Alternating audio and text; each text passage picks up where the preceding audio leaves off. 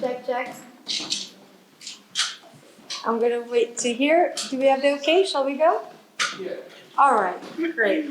So, welcome to this Carpe Te event of Women's Networking Circle, the first in the series. We aim to promote women that have talent. We're all too busy right now to focus sometimes on each other, which is a pity, because we rise faster, better, stronger, as the song says, when we help each other out. So with that in mind, here we are. Instead of explaining it, as they say in cinema, don't say it, show it. So we're here to partake in showing support. And in doing so, we're going to ask a few questions to this artist, which I actually met a couple of years ago. And somehow we never actually got to talking about what we do. And once we did, we realized we not only had many things in common, but that I really admired her work and that she has a great deal of talent. And that there's a great deal of storytelling, as we shall be discussing, in her work. And an imagination that reminds us of what Albert Einstein said, the fact that intelligence is not knowledge, but imagination. And I believe that to be true. In fact, there's a joke about, what is intelligence and what is knowledge. Knowledge is knowing that a tomato is a fruit. Intelligence is not putting it into a fruit salad. So sometimes art likes to play with both. And that's the brilliance of art, the fact that it can be both placed into a fruit salad and know the fact that it is a fruit and it doesn't belong there. And that in itself brings us and that into the forefront and makes us question things.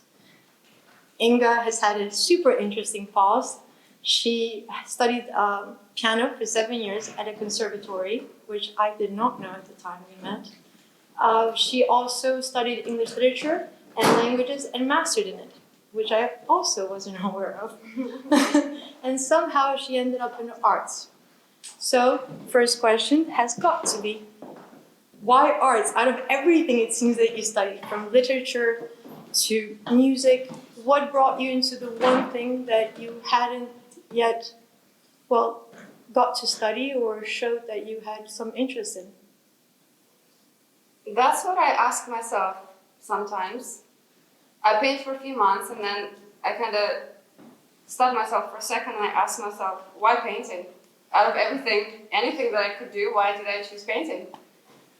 And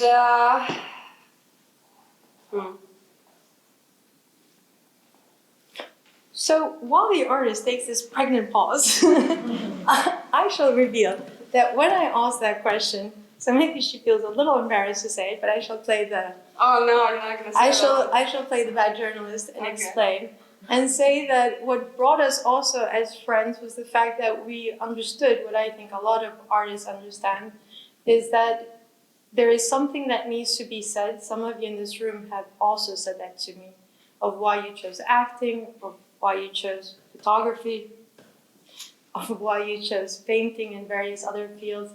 It was because it was an outlet to express whatever you were going through. So, that will be the simple answer. yes. But I feel like there's so many layers to Go for it. why people do what they do. And I came here when I was 23 years old and I had no idea what to do. I didn't have a goal. I just came here because I felt the pull toward this place. And then for many years I was just wandering around aimlessly. And I think there is a term in French language for that. It's called flaneuring. Somebody told me and I really like that term because it's just walking around, not knowing where to apply yourself, not knowing who you are, what your gifts are, and what you want to do with yourself. And I've done this for years. And then I think just to soothe myself, I started, because I experienced something of a mental agony in my 20s when the chaos all of a sudden surrounded me and my life and I couldn't find peace in there. And my mind was all over the place. So I started just doodling because that brought me peace. And from that it started growing. It started as doodles and then I was homeless for a few days and I stayed at at the person that I just met. I stayed at the house of the person and he was a painter. So he looked through my doodles and he said, well, here's a canvas, why don't you try painting something? And I said, okay. And I painted 14 hours straight. And I didn't even notice how the time passed, because there is no time when you're super present in the moment. And if you do want to be present in the moment, you have to do something that you really enjoy. And then in that moment, I feel like I even connected to something that was much bigger than me. And I felt that union, and it felt amazing. I'm like, what is this magic? You know, it's not music, even though I studied music for 7 years. But I was taught by a Soviet Union hardcore teacher that would like slap me if I make a mistake. So I think that killed my desire to connect with music. So I abandoned it, and then I studied literature and English, yes, but I came here, nobody needs my English. I mean, everybody was speaking Well, about they it. need your literature. I mean, when I hear you, and when we discuss it at a time, at a length, you definitely have stories to tell. Yes, I'll get to them somehow. I don't know. I'm not controlling what I say, No, seriously. no. I'm like, my heart is pounding, and I can't control what And I actually, say. that's lovely. And I feel like, in fact, you said something very interesting. I once asked a priest, and he threw it back at me, why he became a priest. And he looked at me very oddly, and he said, you, out of all people, as an artist, should not ask me that. It's a calling. The only other people that can say it's a calling are artists. You have something innate in you, you can't explain it to anybody else, which you're absolutely right. It's just something inside of you that says that, like, this is your path. So, And it created some sort of, because I thought about it when you said that, it doesn't matter. I thought about it, and I realized that being an artist and being a painter is some sort of shield against the world that I built for myself. And when I paint, I feel safe. So it doesn't matter what happens in the world, what happens in my family or in my life. I know that there is a space that I can retreat and just be completely myself and isolate myself if I need to from the world, but I still connect to the world through the work. Because paintings brought us all together. I would have never met you if it wasn't for the paintings. so that said, what is then creativity to you? Since paintings bring us together, and since it's a way to express ourselves, how would you define at least your personal creativity? Every artist has their own unique way of explaining it. For me, creativity is salvation from boredom, I would say, 100%. I get bored very quickly. I'm bored most of the time. And every time I'm bored, it's very comfortable because you always have to come up with new ways to entertain yourself. And I found that for myself, this is the most entertaining thing. Because I can create very deep dialogue with the canvas that I cannot find with people on a daily basis. Nobody's going to go deep with you every day. People have things to do, you know? But here, the canvas, and it's blank, and it's the best therapy. If I feel confused or emotionally overstimulated, and I just paint, and then I see what's happening inside. No, emotionally overstimulated? No. It's a lot going on in the city, you know, and in the universe. So, and I think of myself as a channel. So I feel like the energy comes through me and on the canvas, and then I never plan what's going to come out. So it's always an adventure. And then when something comes out and I look at it, I'm like, this makes sense for me. You know, it's a mirror for me and what's happening around me. So after one of our discussions, little anecdote, I sent Inga a Salvador Dali interview, and somebody was pressing him to explain what lies behind his art. And he was like, it has no meaning. Whoever is trying to put meaning to my art, I look at them and I laugh and I know they're all wrong. I'm telling you, they're all wrong. And the journalist at the end, because there's a madness to art, especially good art. There is that chaos on painting, which is limited to that space, which says ever so much. And the guy, wrongly, as Inga and I both discussed, goes ooga booga to Salvador Dali. Now that was many decades ago. Centuries ago. It feels like it.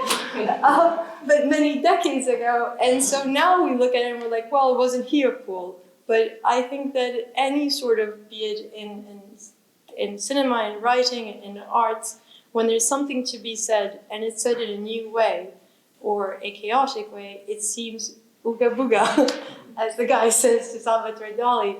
But that being said, in the ooga booga of it all, how did you pursue that professionally, that ooga booga? well, it started out as a way to escape. And then I sold a few paintings right away to my friends. And then from there grew somehow, because I think if you invest into something on a daily basis and you spend time and energy every day, it grows and it becomes an entity of its own, and then it keeps accumulating more energy and people, and it grows. And I really paint every day, and I don't separate myself from art. I'm one with everything that I've created. So, what was the question? I got How did you pursue that professionally? Oh yes. I was selling and I was painting, and then first I would paint once in 8 months because it took time to convince me that I'm actually a painter, because I never studied, which I'm very happy that I never studied, because my mind is pure, my intention is pure. I never had expectations. I started painting just for myself, and then unlike some of your friends telling you, look at Salvatore Dali, you might have something in common. I have a painting, it's called Dali, and I stole his mustache, so it's a portrait of me with his mustache. And he's in the spirit world trying to fight me with boxing gloves, and I kind of like, yes, that was before I even had seen the painting. Yeah, stay in your lane, you're dead, it's my turn. And then I started selling, and then I had a show, Village One Artist Gallery gave me my first solo show in 2022, and it grew from there. Yes, and actually this is the second show, so it's a nice reunion and comeback. And they say that when you revisit something, it's part of a circle and it's where you should be. So this is where we should be, and it's a nice circling back. That said, there's a lot of storytelling, speaking about stories and coming back to places. There's a lot of storytelling in all your works. You've taken me down through each and every picture. I've had the pleasure of knowledge in what went behind each and every one of your works. And it's maddening at times. You have to keep up.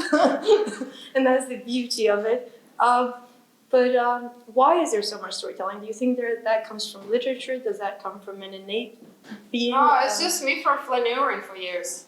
And then I just absorbed flaneuring. Remember I said just walking around. I didn't have a job. I couldn't get a job because I don't really like being told what to do. So I had to, but I needed to survive in New York. So I was like, what am I going to do with this, And then, you live life, you absorb like a sponge. At least I do. And then whatever I absorb, I create here. Every person, every character, everything here makes sense for me. I know exactly what it is, but I'm not going to tell you because I want you to see whatever you need to see. But a lot of stories, and they're all very personal. Speaking of personal, that brings me to my next question. She often, when you're speaking to her, speaks about authenticity. And I think if there's a good terminology for authenticity, is that authenticity is personal. And it's very important to Inga. And I think it showcases in all of her arts, even in the way that she described about how she explained her childhood and even sexuality, etc., which of course was restricted during her youth in Russia. I would say suppressed. And how she portrayed that and the freedom that it gave. So that being said, having given me the intro so well into my question, what is this word authenticity you like to throw at me so much, and how does this showcase into your work?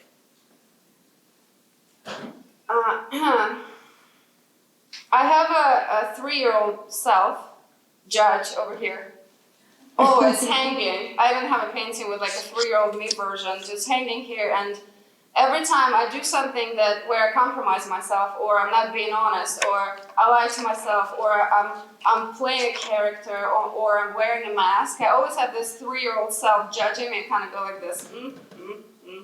We all do.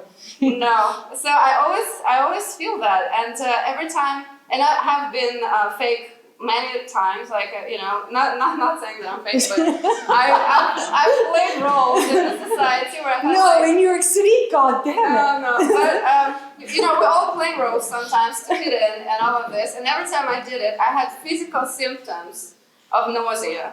And then I realized that maybe that's maybe I shouldn't be doing it. Maybe being real and honest and open, and painting is a comfortable way for me. Like speaking about it, not as comfortable. I would place it number 2 on the list, but painting would be number 1, you know? Because I can be very honest, but at the same time, I don't have to explain anything. You can look and feel, try to feel it energetically, you know, try not to understand it intellectually right away. Just let it, give it a second, and try to like really take it in energetically. Actually, that's a really nice thing you say. You know, when I studied literature, making it personal, like a good artist. When I studied literature, one of the things that they teach you is death of the author.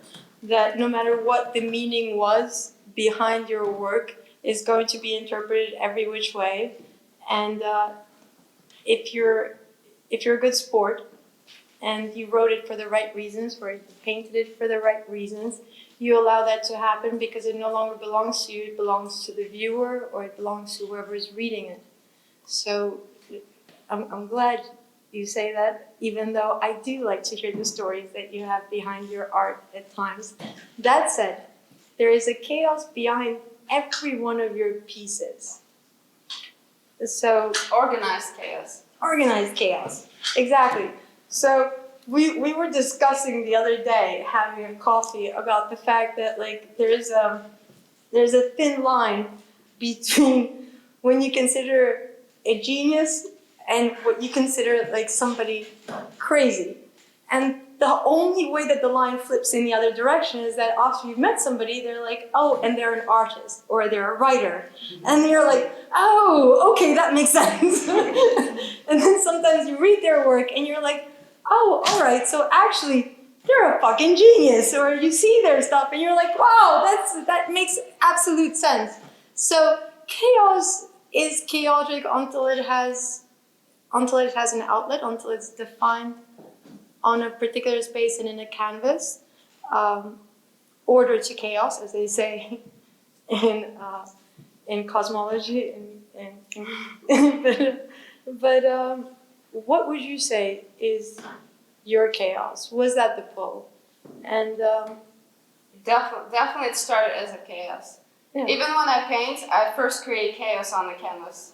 Because I don't care what I do, which color I use, and then as I leave with this painting, in that chaos I started seeing images and I make them visible, and so the chaos organizes itself. Absolutely. So when I came here in my early 20s, it was complete chaos because I left home and I grew up in a small town, so I come to New York and it's like, whoa, what is this? You know, I was like, I want to try everything. So my mind was like a monkey, just jumping everywhere. And I was just like, what am I going to do with this? But there was so much energy and I didn't know how to handle it. I didn't have center. I didn't develop my center from my heart yet. So I was very ungrounded and I was drifting on all aspects of life.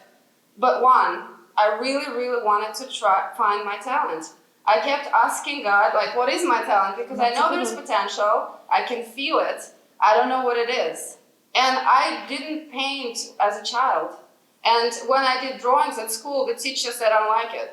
And I really felt nothing. Like, I didn't feel anything. She didn't break my heart, no nothing. So I was like, okay, you don't like it. It's all right. I mean, you know, gossip has it. Albert Einstein wasn't good in maths or physics or something. I think it's gossip, but you know, so they say. So exactly. So, but that being said, your first sale, all jokes aside, was 2019. my first big sale. Your first big sale. Because I sold right away to a friend. Yeah, but where it made you believe that you could go through. So we all have that moment as an artist where it's no longer a dream being supported by our dear friends, but where it might be a way for us to make money. Yes. Could you describe, especially some of the artists in that group, that moment in your life? Because for me, that's always an interesting moment. It's that midpoint in when you're watching a movie, when you're like, oh right, and now the story goes another way, and there's a defined purpose. And I don't have a formula. I've done a lot of crazy things. I'm not sure which one worked, so I can't tell. But I believe in manifestation. And I believe in intention. I know you told me not to talk about manifestation, but I cannot not talk about it because my life is literally built on that.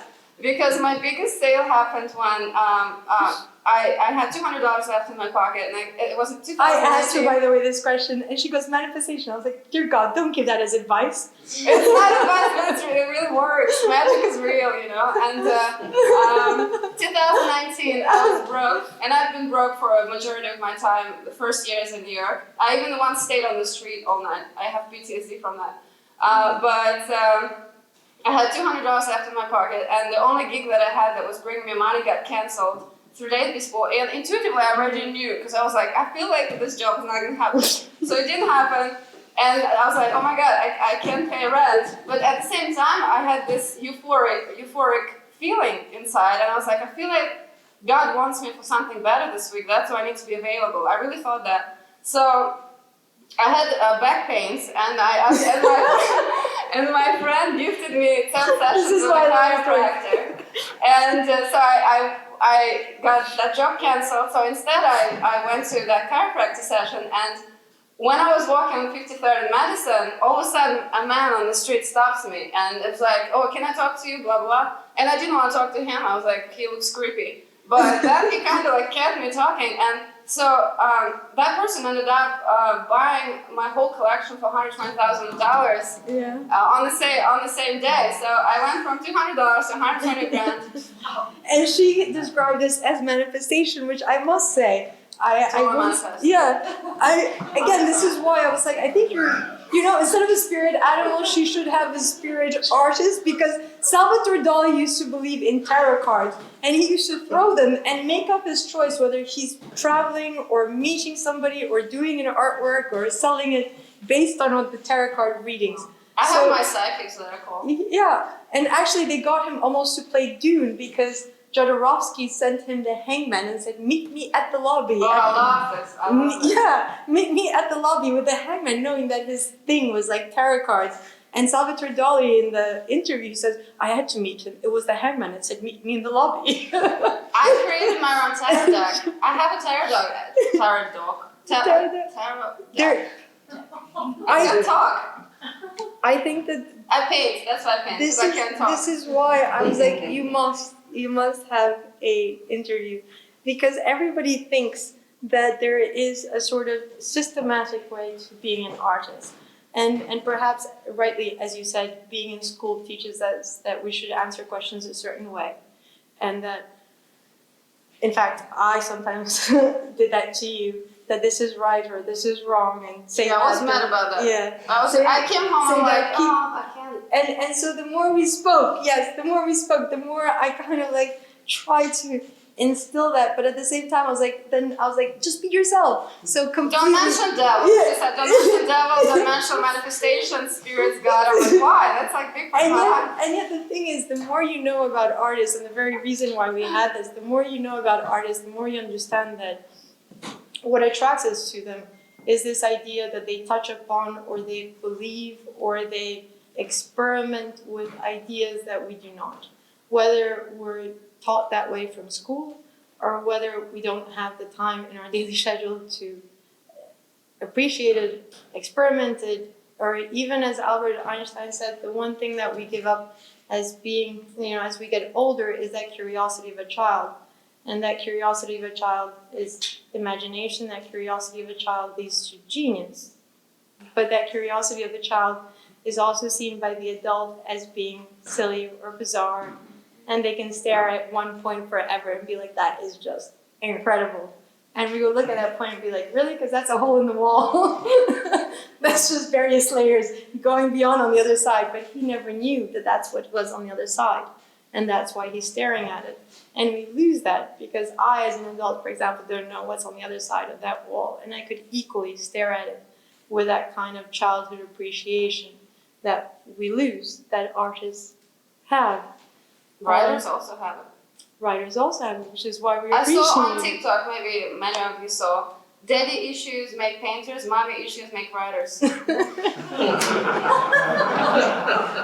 family issues make, guess who? Musicians. Who's musicians? We spoke about it. I was like, I lost my mom earlier. She was like, oh, well, we immediately found each other. I'm like, that's trauma bonded. We're trauma bonded. Yes, definitely. That being said, speaking of traumas, there is a question which she told me not to ask, but I have to ask, which is pandemic. She was like, the moment you say pandemic, everybody hates it. Yeah, But I do believe that in 20 years' time, goodness, we're already seeing in politics, I think it is fair to say, whether our own or across the world, this idea of being stuck on our own has become a sort of us and them. And so this same idea, of course, is part of the art. It's not exactly us and them, but it's an experience that we all possessed during that time, and it comes across in our artwork, and it will become evident 20 years from now what effect it had. So I have to ask this question. What did you do with the pandemic? What did the pandemic do to your art? Tell us all. I binge watched TV shows. I finally saw Game of Thrones. Right, okay, fair enough, we all did. All 8 seasons were out. I loved it.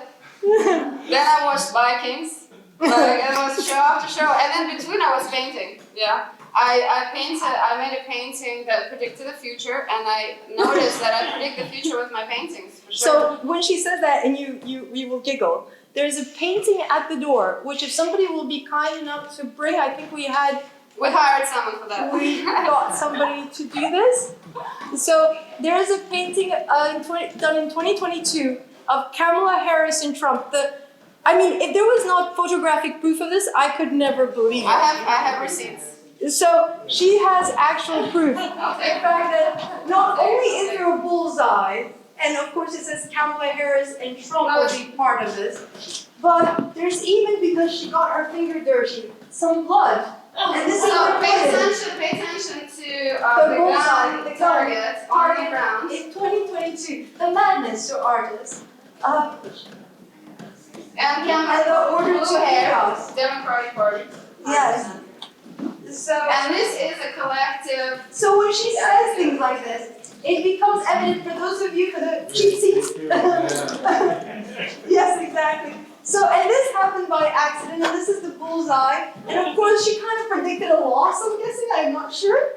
But, so when she says things about predictions, you think whatever you want to think about this part. When you say things about predictions and you giggle, and you say, oh, those crazy artists, those MFOs. It's not a political statement, I'm telling you right away. It's just a stream of subconscious that I organized into this.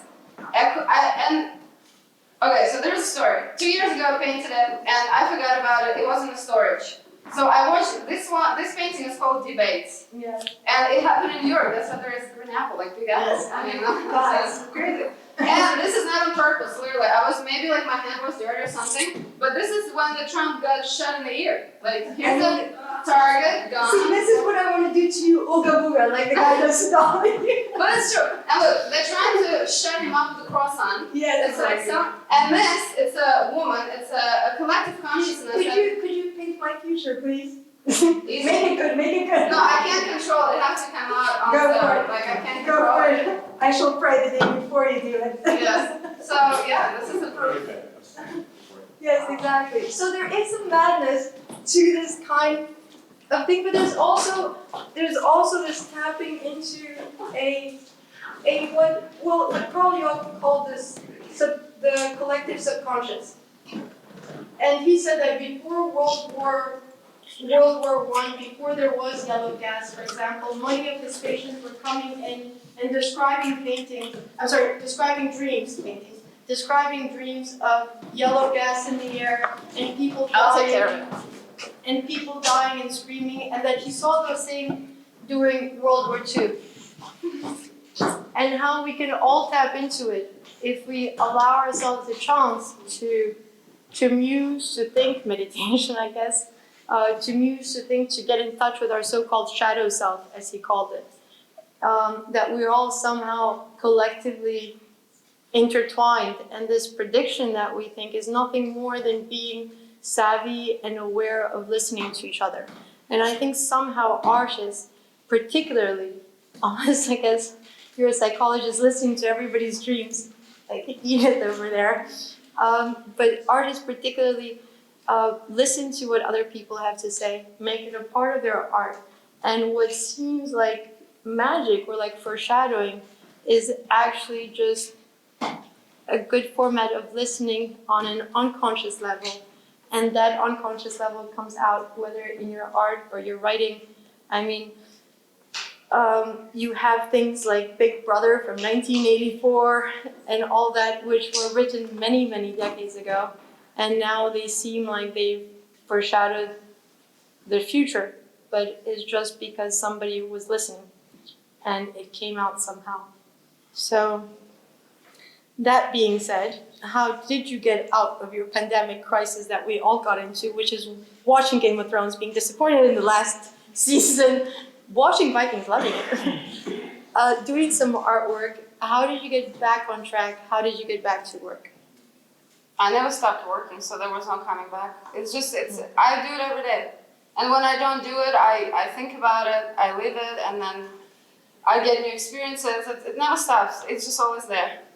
So there was no getting back. It's just naturally kept on progressing. So now, Curveball, you showcased at this gallery in 2022. Yes. For the first time. Now, what is it? October 5th to November 30th? Is that it? Yes. Dates of this? Yeah. Yes. October 24th. So, yeah, so it's coming close to the end of that period.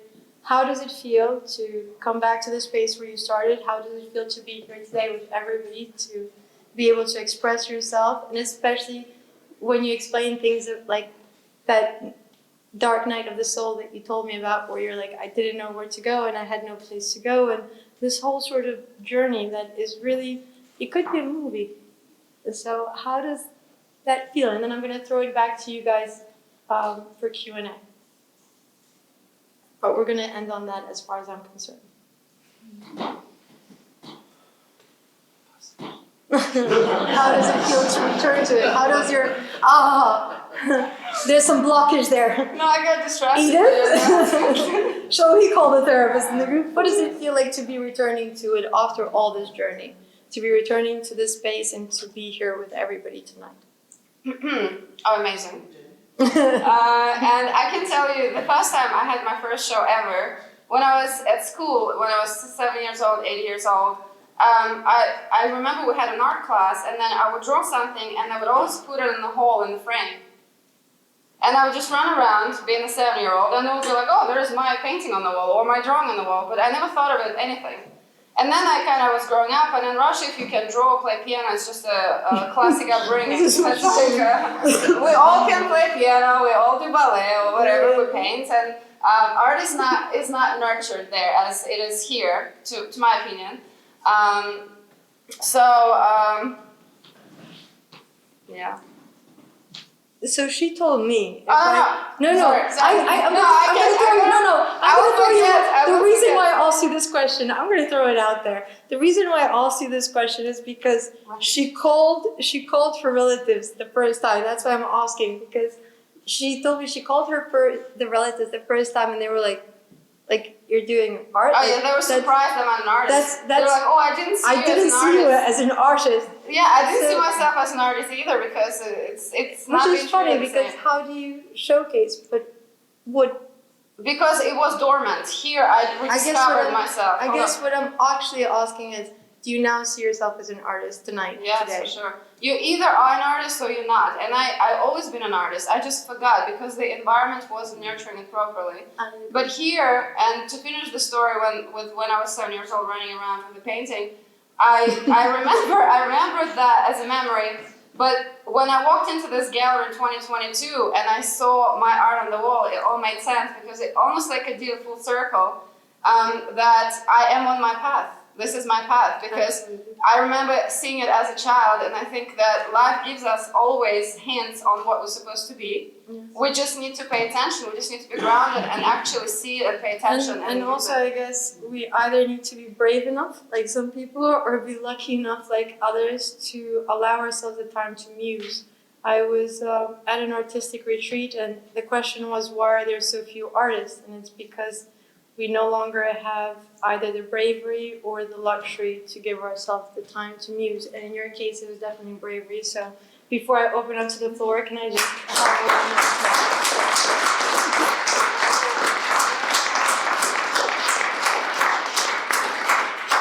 that said, I throw it back to you guys. Whoever would like to ask a question, I got one for the end. Go for it. A friend of mine who's an artist who does similar work to you, where she has faces throughout her artwork.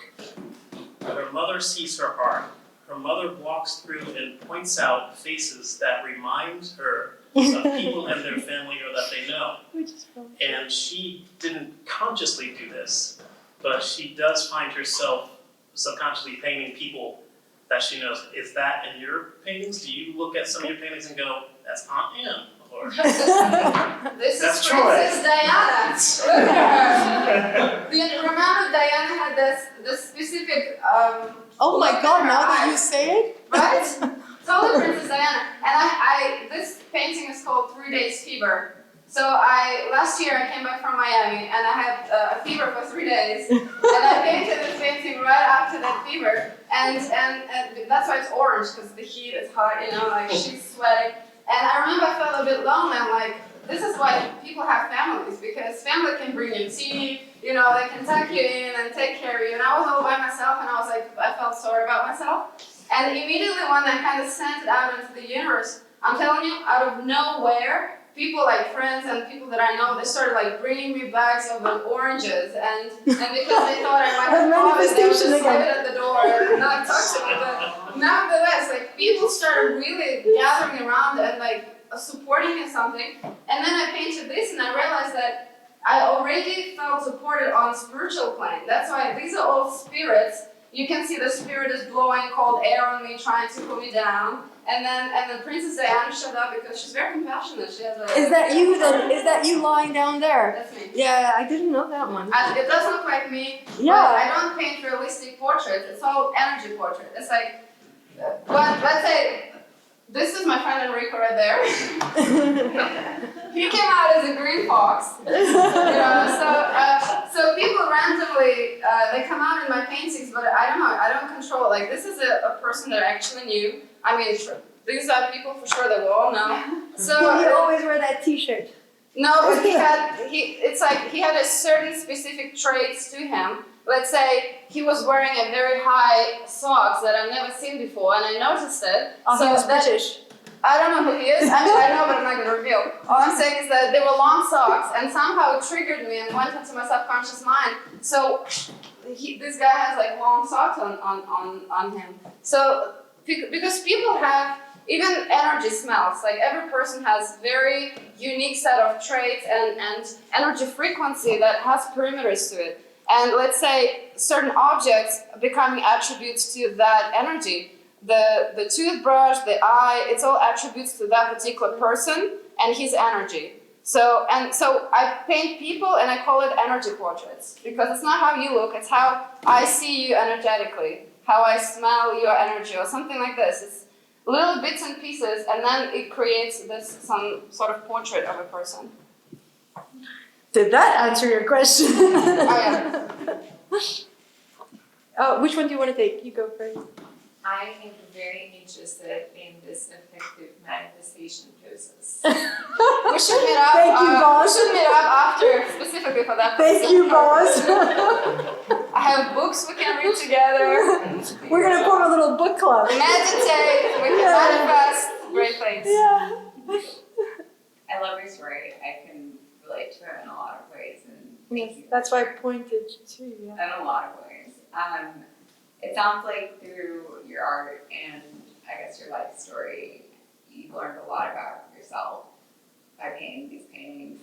My question is more so, how has it changed who you've become and how you perceive like adversity or difficult things that happen to you in life today versus in the past? I bless everything success. So when something happens to me and it's super negative, or we just like to see it as negative, immediately I bless it as success, and I learned it from a book that I read, but it works sometimes. Florence Scotian, it's called The Game of Life and How to Play It.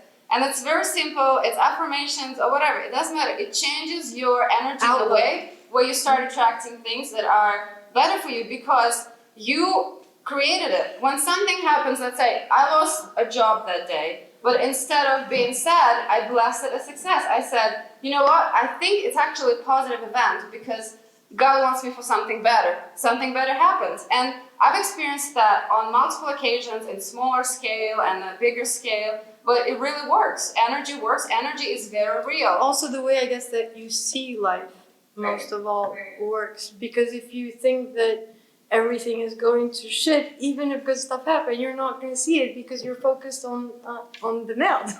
I just already by now I reprogrammed my mind to see everything as an advantage and beneficial for me, you know? So I used to be very negative. I used to ride a negative spectrum of life, and it was the hardest thing to do to reprogram yourself because it just runs so deep.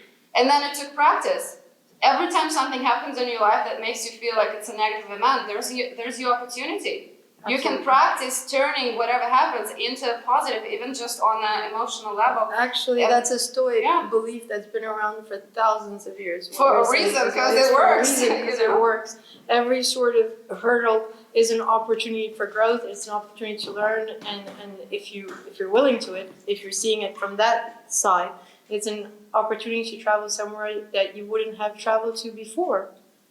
Yeah. And we have ability to switch even timelines. I mean, that's a big subject. We can talk about it next time. My follow-up question. But let's go for a next question before you go into timelines. Let's not lose this timeline. We go into Go back there. travel to another dimension. Yeah, exactly. In light of your recent answer, I see a lot of religious imagery in your painting. What imagery? In light of your recent answer, and especially you mentioned God and all that a lot, would you say, looking at some of your paintings, would you say religion inspires your work? Like, what would you say inspires you to create? Good question. Religion is a big subject in my paintings because I have such interesting relationship with it. When I was also 7 seems to be an important age for me. When I It's was the holy 7, number, that's why. When I was 7, maybe. When I was 7, my father died when I was 3. He was a military and he died on duty. And one of the relatives told me that the reason why he died is because he changed the religion before death. So that really messed up my mind. Yeah, really? Yeah. No way. So when I was 19 and I stopped believing in God, I was like, I'm gonna die. Because, I'm rejecting the God that was offered to me. It's like, I will probably die, And it became a big fear of death. I started being scared of death a lot. And I have subject of death as well. Well, you're kind of standing in front of a sort of Madonna and child. As you say, like religion plays no role. No, in your religion life. is a big subject, but to answer your question, inspiration is just me starting the paint. There's no inspiration. You pick up the brush or whatever that you love to do, a pen or whatever, and it's just there. Inspiration is life. You live life, something happens to you, good things, bad things, and you meet people, you connect with people. But if you do it every day, it becomes a big part of you, and you're just constantly painting and what your life experience and everything that happens to you and who you are, like your soul and how you are relating to the world and how you connect to the world. Everything's here. Yeah, actually, one interesting thing that it's even in the bio that some of you might have picked up. One interesting thing that she said is that her art is how she speaks to people, which is amazing because it's actually true. She takes a long time before she opens up. So yeah, I'm an introvert. Classic. You connect to people with your art. That's also true. And it's the best way. It's pure way to connect because there's no judgment.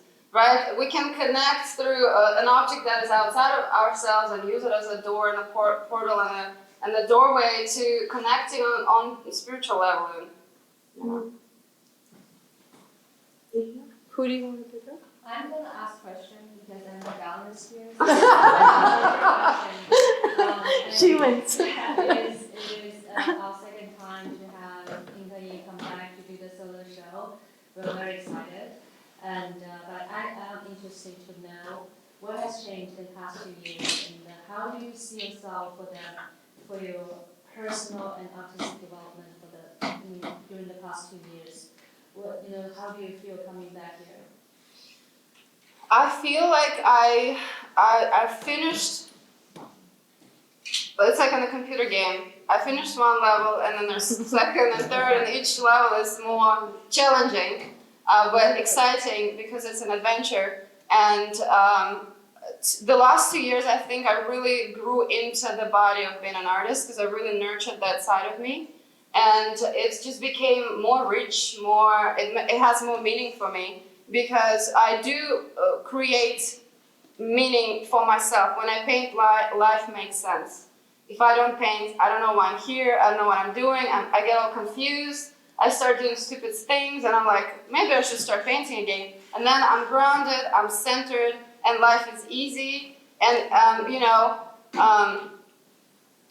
if something happens and it breaks your heart, you just go and paint about it. If something happens that uplifts you, you go paint about it. So you're always balanced because none of these events is actually going to throw you in this direction or another.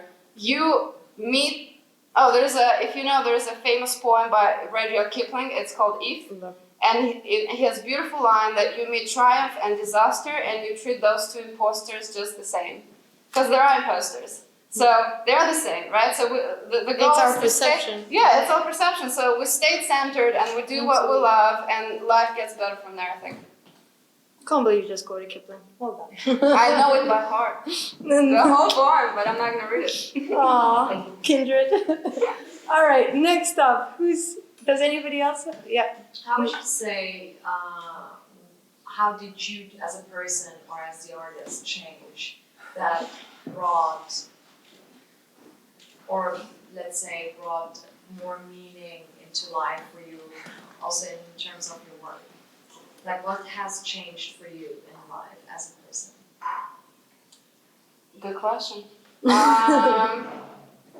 I wasn't painting and I would go in the world, I didn't know how I wanted to present myself because I wasn't really doing anything, I wasn't really working anything. So I was like, how do I present myself in the world? And I actually was hiding more than anything. I spent a lot of time in solitude and isolation because I really just wanted to be left alone. Like I just wanted to be left alone and figure myself out and not be bothered. And I had that time. And what was the question? What was the change in your life, or what was the change in your life how did you change as a person that? Well, she's now an extrovert, can't you tell? I can switch. I can switch gears from Absolutely introvert to not. You're extrovert. never going to be an extrovert, but go for it. I lost the train of thoughts. It's How did impossible it to change? find it. And I know that it has changed. How did it change? And that's why it's kind of endearing, the fact that you don't see it as changed. I think that's the introvert in you, which makes you a good artist. But what dynamic has changed? No, I know what I want to say. So I'm 34, and 2 years ago, for the first time in my life, I said to my friend, I feel like only now I'm ready to go out in the world and be somebody, because now I feel like whatever needed to be healed, I've healed. I reconnected with myself in that solitude time. I know myself. I know I have a center because I used to get my feelings hurt with the slightest blow of the wind. Like, you can say something to me, I'll go and I isolate for 8 months to get over it. And that's why I was broke, because you cannot live in New York and not do shit. And I just want to be by myself. Can you not bother me? But then I lived with roommates and everybody bothered me. And I was like, what is this world? I don't understand.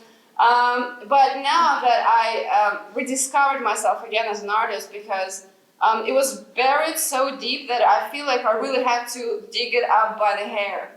That's the energy, the emotion that I get. By the hair, not the roots. By the hair.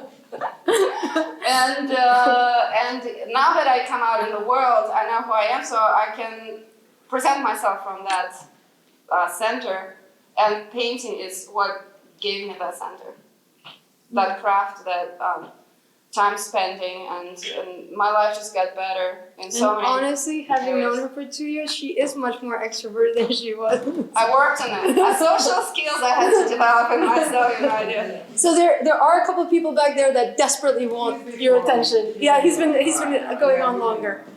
Okay, so I'm asking this question because we come after a century that had a lot of different movements in art. And you mentioned Dali, so surrealism. I did. You She- did. She stays away from it. She just paints I about make it. statements on that. She yeah. just paints I know, about I it. know, She I know, doesn't I know, mention but- it. But so, Yeah. André Breton wrote the Manifesto of Surrealism, and Ah, tu es français? ouais. Ouais. And then if I think of United States, Fluxus during the 60s was a very important movement, right?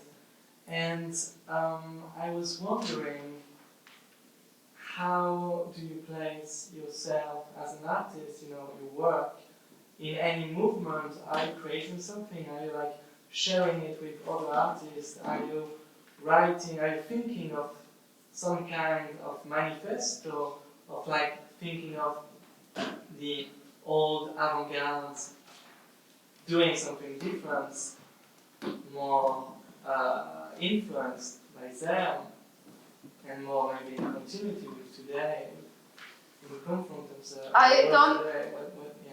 Yeah, I don't really see myself belonging to any particular family in art, but when one of my friends from Russia looked at my art and he said, "Oh, that looks like ethnofuturism." I'm like, "Ethnofuturism? What is this?" So I googled what ethnofuturism, because I know nothing about art. I know nothing about art history. I never studied. You know, this is all just in improvisation and. But ethnofuturism somehow went in, and I'm like, let me read about it. And I read about it, and I don't remember even what I read about it, but what I remembered is that I realized that both of my parents belong to ethnic groups in Russia, and then there's me. I consider myself to be a very futuristic spirit because of how I see the world and how I perceive the world. So ethnofuturism is perfect for me. Parents from ethnic groups, and futurism is me as a soul. So I consider myself an ethnofuturistic painter for now. It makes you more consider yourself as something that already exists, but or are you like trying to project invent something. I would, yes, my ego would be very pleased if I create something that will become an entity of its own with its own Bible. And I totally see it happening, but it's in the developing. I think it's too soon for me to. I have a philosophy. I've developed a philosophy, and maybe. I write sometimes, for sure, and maybe one day it will turn into some sort of book, you know, who knows? Okay. Yeah. She is multifaceted. Piano, literature, art, but art is Music, very- all the yes, issues that's what I'm together. saying. All the issues, and they're all coming across in this. I don't know. Like this. Yes. Next question. Oh, yes, Deborah, I saw it. I have two questions. Oh, two. Go for it. The first one, why do you have to be either or introvert or extrovert? Totally, you Why can can't mix you it. be both? Exactly, thank you for that. I think we all are. Next time I'm gonna reply like that. I'm all of it. Yeah, you can be both, like you. Good point, Deborah. Thank you. I think any healthy individual is both, depending on the situation, really. Well, Yeah. I don't like labels, so I was questioning when you were talking. My first question actually, what would you say to someone who questioned your disbanding being from 2022 before what's going on right now, Trump being president? Because a lot of times, I don't think to sell work, people create stories. So how would you explain? Do you have proof? Yes, Exactly. thank God for iPhone. I Yes. have documented the whole process Yes. with dates, and I even said something You that. can change the dates on iPhone. Really? I promise. Yeah. I'll tell you what. If I can't prove it, I'm okay with that. I'm just gonna put it in the storage and let it rot until the end of time. So she does this kind of stuff. What I meant was that we probably still need writing. Yeah. Writing, and I have another Because painting. We use notes, well, I do. I have another painting where I predicted another event. So I'm not gonna mention which one, but I feel like over time I will go for it. collect. You really have to say this one. I just want No, you to that- prepare it was the for death this of- question. what was Thank it? you. The Because death if of. I were to sell this thing Yeah. and send it to like a collector, this question would come. For sure. And I think I have a proof, but if they're gonna say that, oh, iPhone, you can change the date, I have a video. Can you change Oh. that in the video? That I'm not sure. A photo, yeah. Yeah. Also, it's just made on your material from before. But you gotta say, now that you brought it up, because at least this is a piece that has some sort of historical importance. I mean, not that I'm putting any less value, I am. On the next piece, but on a different level, what was your other prediction? Do say. I have to. Just so Deborah, you get a concept, and she's taking it badly. And I'm not. Oh, no, please. No. She's Okay. taking my question badly, not yours. Oh. No. What was your other prediction? Okay, so in 2020, I predicted Kobe Bryant's death with my painting. And I didn't even know who Kobe Bryant was. And my mind, I'm telling you, I wish I had that painting here, I would have shown you. But I know, but I didn't know who that was. That's what I'm saying. But it's like, if you see the painting, you'll understand what I'm talking about. And I painted it on January 15, 2020, and he died on January 28th.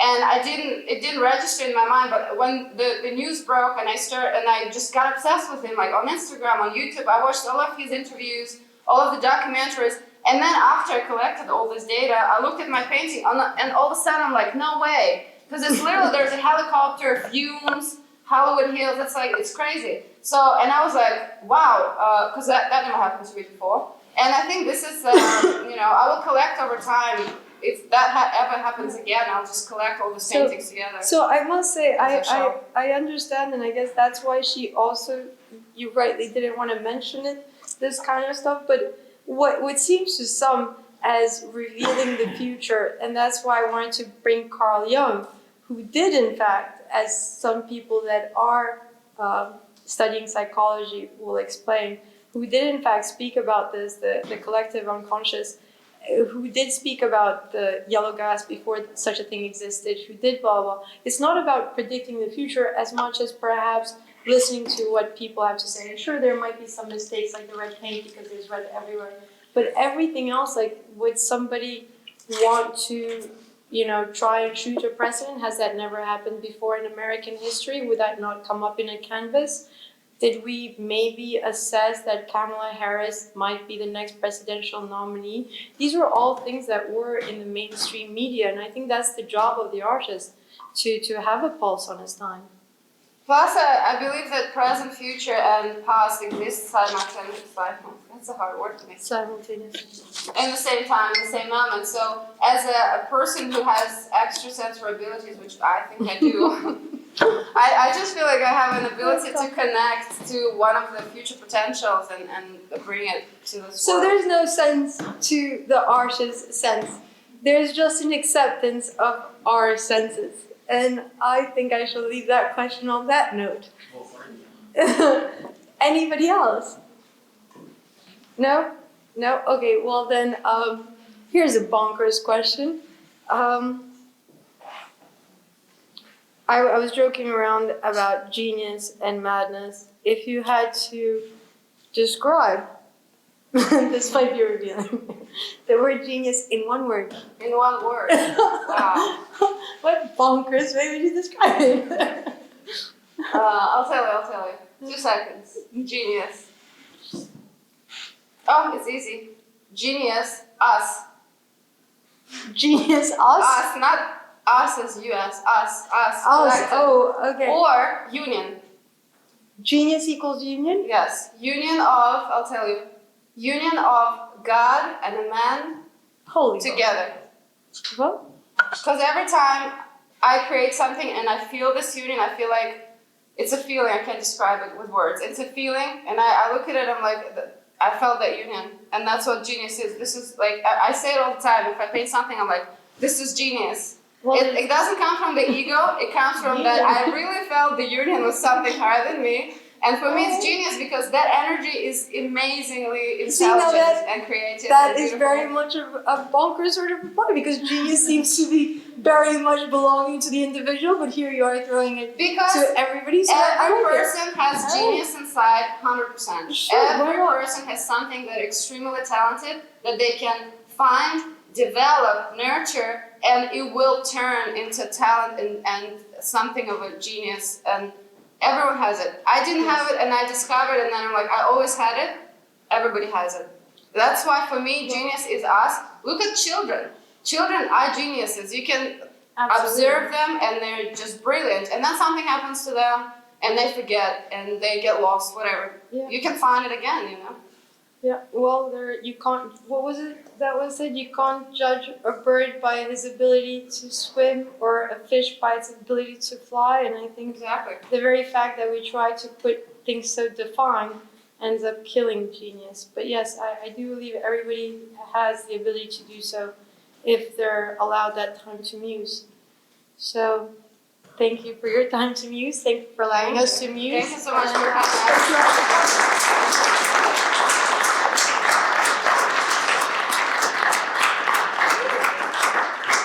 I have a question. Oh, Yes. God damn One it, more, go for sorry. it. Where were you? Thank you for listening to everything. The religious aspect of some of your work, where the inspiration comes from, someone asked that, I apologize. Yeah. But I wanted to ask you that before, especially that painting. Yes, we do know that painting very well. We like, Yeah, we're like, wow. Yeah.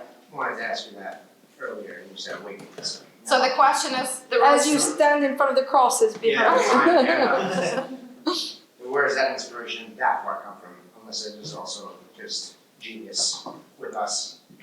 I think this is reference to a higher energy, higher being arriving and creating chaos. Remember Michael Jackson when he's on stage and like one movement he does and girls like just lose their consciousness? Because Michael Jackson energy was so high that people consider it just something of godlike. So this is the figure of the Divine Mother, and that's why you see that she's holding a breast with 3 nipples, and that breast is probably filled with this beautiful, magical, mother-like, nurturing energy. And she arrives on the horse, and she disrupts a lunch by the sea. So everybody is, lunching, having a good time. She arrives, and her energy just creates chaos. And all the creatures want that energy. Look, they're all mouths are open. They all want that divine milk because it's filling their void, you know. So that's like in the short story. And then you can develop it further, and you can touch so many different aspects of life. But it's basically the connecting to divine and the mother energy that comes. And this is. Oh, I do like the lip thing as well. Yeah. The child I to wanted come. to make it into different, like a separate sculpture, because this is a soul, because I believe children choose parents before they come to earth, and the soul contract, I believe that a soul signs a contract with parents when they come to earth, and there's one boy that this woman is holding, and the girl that is going to come after the boy, and that's why it's an umbilical cord attached to the lips. I have a question. Yes? What art fair was this in? It wasn't an art fair, I just cannot remember. It wasn't an art fair. It wasn't? No, it came from my studio here right away, so. It wasn't anywhere. That's why I saved it before. Maybe it will be. Thank you. Thank you. You're welcome. All right, All right. thanks so much. Thanks so much. What? Oh yeah, sorry. I had mine is for class, so I was trying to advise them. No, not at all. Oh, thank you. Sorry, I'm gonna get by you, sorry.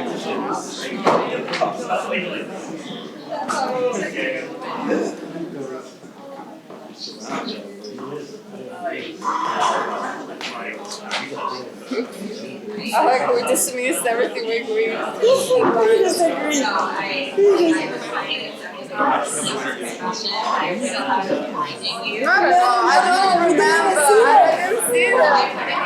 You don't understand. We get only to our own thing. Always think I can't tell how it is. Or I was like, you're blinding me. No, I like it. It's like it has a meaning like priority.